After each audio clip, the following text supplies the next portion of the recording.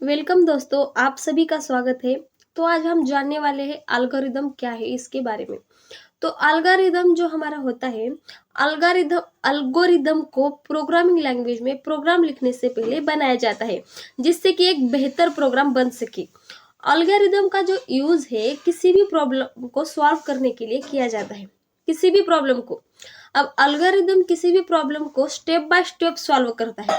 जैसे कि मान लो अगर हमें चाय बनानी है, तो चाय बनाने के लिए भी हमें स्टेप्स फॉलो करने पड़ते हैं। जैसे कि पानी उबालो, चाय पत्ती डालो, उसमें दूध और चीनी मिलाओ और चाय को एक कप में डालो। तो ये जो स्टेप्स होते हैं हमारे, उन्हें फॉलो करके एक अच्छी चाय बनाई जा सकती है। मान लो कि हमने एक आधी स्टेप छोड़ दी, जैसे हमने उसमें चाय पत्ती ही डाली नहीं, तो चाय बनेगी क्या? नहीं। मान लो हमने उसमें शुगर ही नहीं मिलाई, तो एक अच्छी चाय बन सकती है क्या? नहीं। मेरे कहने का तात्पर्य सिर्फ इतना ही है कि एल्गोरिदम जैसे स्टेप बाय स्टेप, मतलब जो भी हम कार्य करते हैं उसे स्टेप बाय स्टेप अगर फॉलो करें तो वह कार्य एकदम नंबर वन बन जाता है। तो इसी की चाय के माध्यम से मैं ये बताना चाहती हूँ कि एल्गोरिदम भी कुछ ऐसा ही होता है। जैसे चाय बनाने के लिए भी सीक्वेंस का पालन करना होता है और साथ ही सभी स्टेप को भी फॉलो करना पड़ता है। अब आप इसमें क्या होता है, आप स्टेप के क्रम को चेंज नहीं कर सकते और ना आप किसी स्टेप को छोड़ सकते हैं। अगर आप एक भी स्टेप मिस कर दे तो चाय नहीं बनेगी या अच्छी नहीं बनेगी। इसका मतलब ये है कि प्रॉब्लम का सॉल्यूशन नहीं मिलेगा। इसीलिए आपको किसी भी प्रॉब्लम का एक सॉल्यूशन प्राप्त करने के लिए आपको पहले उस प्रॉब्लम को डिफरेंट डिफरेंट स्टेप के समूह के रूप में फाइंड करना पड़ता है, जो कि एक निश्चित क्रम होते हैं।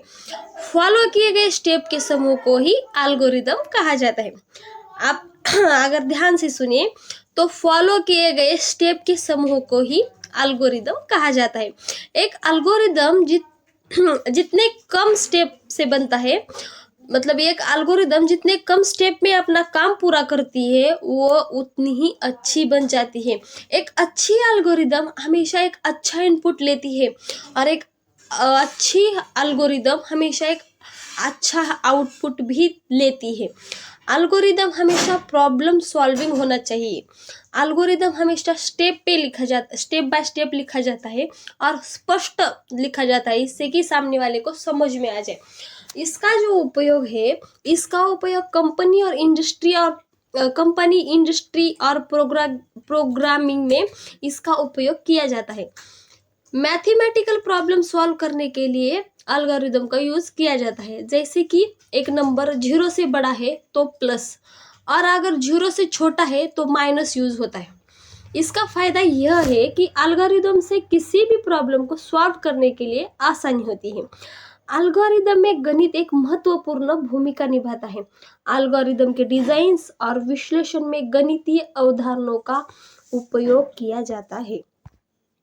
एक नंबर एक नंबर को 2 से गुना करने का एल्गोरिदम।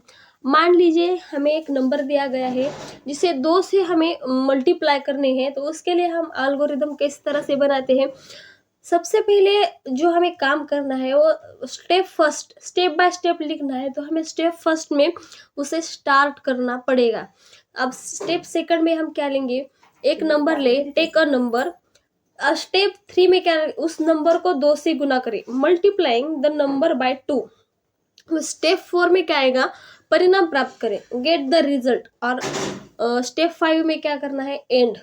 जैसे कि हमने स्टार्ट किया है तो हमें वहां पे एंड भी लिखना पड़ेगा, तभी हमारे 5 में से 5 मार्क आएंगे, वरना नहीं आ सकते।